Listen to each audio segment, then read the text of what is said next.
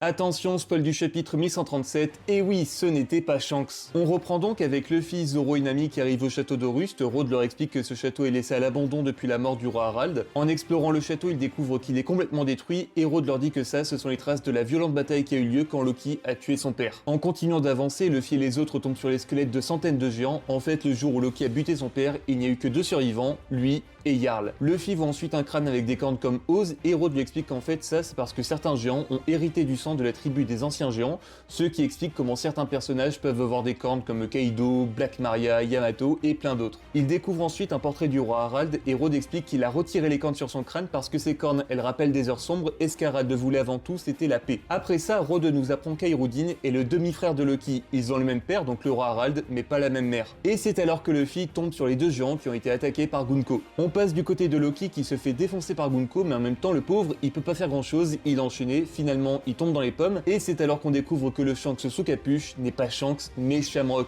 le fils de Garling et très certainement le frère de Shanks. On apprend alors que le fruit du démon de Gunko est le Haro Haronomi, et Shamrock explique qu'il faut contacter Marijo à tout prix parce que Loki il oppose plus de résistance que prévu, et le gouvernement mondial il veut absolument commander la terre des géants.